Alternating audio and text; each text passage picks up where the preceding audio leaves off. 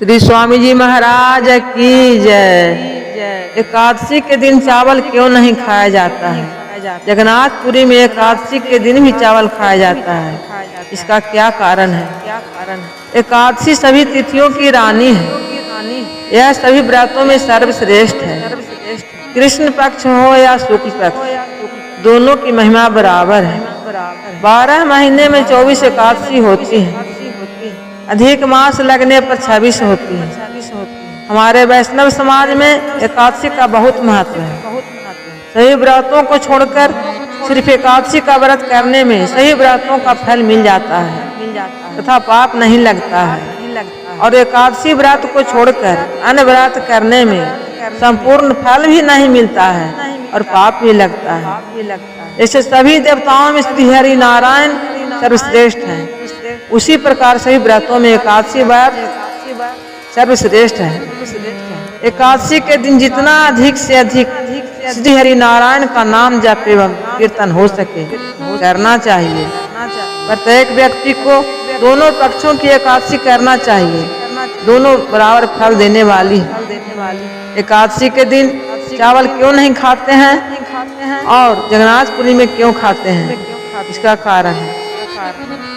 एकादशी व्रत का शास्त्रों और पुराणों में बहुत महत्व बताया गया है। इस व्रत को लेकर कई नियम और मान्यताएं भी हैं। एकादशी के दिन चावल नहीं खाना है, इसके पीछे धार्मिक एवं वैज्ञानिक दोनों कारण बताया गया है। एकादशी के दिन चावल खाने से रेंगने वाले प्राणी में जन्म होती है तथा द्वादशी के दिन चावल खाने से इससे मुक्ति मिलती है।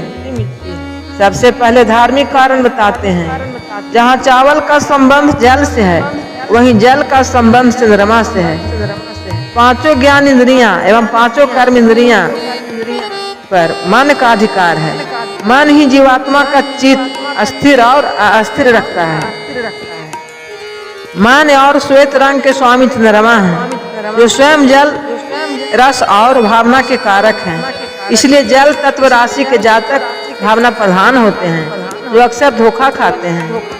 मन को चंचल होने में, व्रतों के नियमों को पालन करने में बाधा आती है। एकादशी व्रत में मन को निग्रह सात्विक भाव का पालन करना अति आवश्यक होता है। इसलिए चावल से बनी चीजें खाना वर्जित कहा गया है। एकादशी के दिन शरीर में जल की मात्रा जितना कम रहेगी, व्रत पूर्ण करने में उतना ही सात्विकता रहेगी। महाभारत काल में वेदों का विस्तार करने वाले भगवान व्यास ने पांडु पुत्र भीम को निर्जला एकादशी व्रत करने की सलाह दिया था। आदिकाल देव ऋषि नारद ने 1000 वर्ष तक एकादशी निर्जल व्रत करके नारायण भगवान की भक्ति प्राप्त की थी।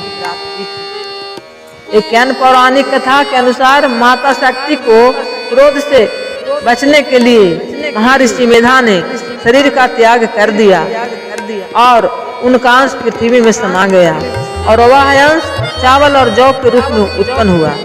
इसलिए चावल और जौ को जीव माना जाता है। जिस दिन महर्षि मेधा का अंश पृथ्वी में समाया था, उस दिन एकादशी थी, इसलिए उस दिन चावल खाना वर्जित माना गया है। मान्यता है कि एकादशी के दिन चावल खाना महर्षि मेधा के मांस और रक्त का सेवन करने जैसा है।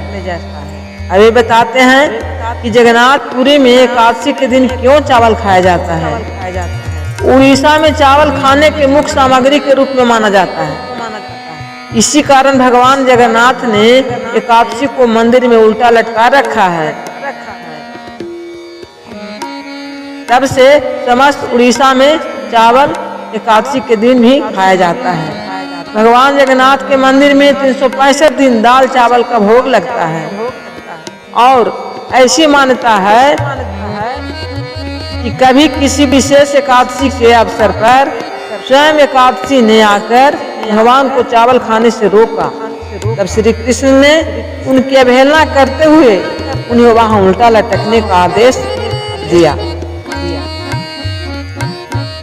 उसके बाद से ऐसी मान्यता है, भगवान जगन्नाथ के दर्शन के साथ इस एकादशी मंदिर के दर्शन करने वाले व्यक्ति को किसी भी एकादशी में गलती से चावल खाने का पाप कभी नहीं लगता है।